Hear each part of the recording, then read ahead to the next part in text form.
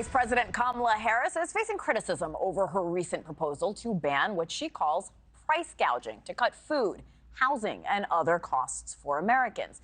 This move targets rising inflation, particularly the price of groceries, which have surged at least 20% under the Biden-Harris administration. Harris blames corporate greed for high prices despite stabilized supply chains. Critics like business journalist Dennis Kneale are labeling the proposal as communism and doubt it's effective. He's joining me this morning to discuss the impact of this policy and its potential outcome. Good morning, Dennis. Good morning, Hannah. And this is something that's really bugging me. That's the name of my podcast that you can find on Ricochet and Apple Podcasts. And I talk about it a lot this week. You know, here's the thing. You can't have government come in with this gigantic hand and tell businesses how much they are allowed to charge.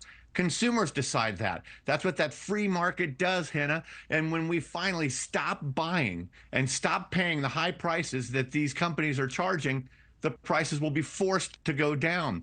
And the reason we have not been refusing to pay those high prices is because the average family of four in America after COVID tripled their median savings from $5,000 to $15,000 because $11,000 in government free money went out to a typical family of four.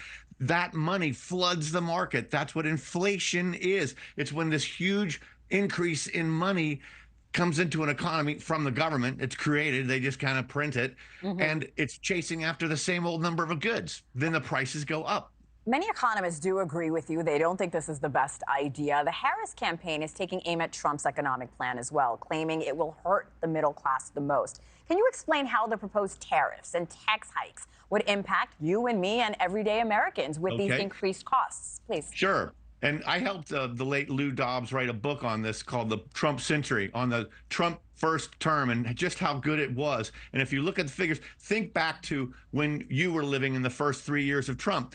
Did those tariffs, which were incredible, and forcing China to the negotiating table for the first time ever to make concessions and to agree would stop stealing intellectual property from U.S. companies, did those tariffs affect you in any way? Did your price of a can of beer, aluminum, go up? No.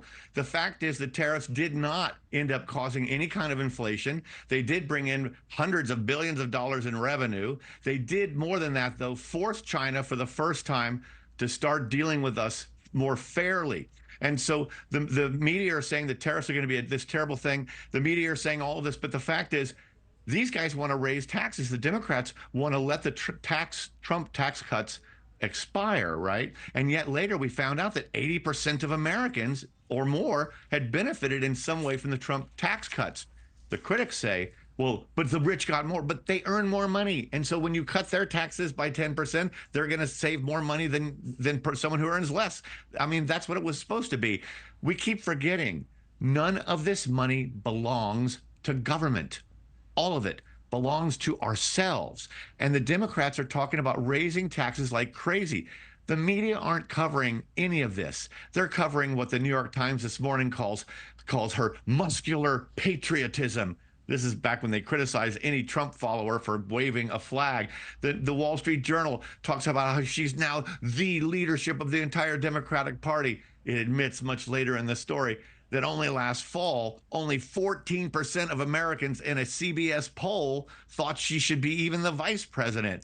And so look at how everything has utterly changed around. But if we can get back to the issues you're looking at, if we can get back to this idea of the economy, I think then finally people will realize that Kamala's plan is pretty bad. Look, no one should be capping prices. That's what Venezuela tried to do. That's what the Soviet Union did. It creates shortages. No one's going to make more things if you're going to control how much money they can make by making those things. The whole thing about freedom in America, it used to be when they first started that, I think it was the Declaration of Independence, life, liberty, and pursuit of happiness.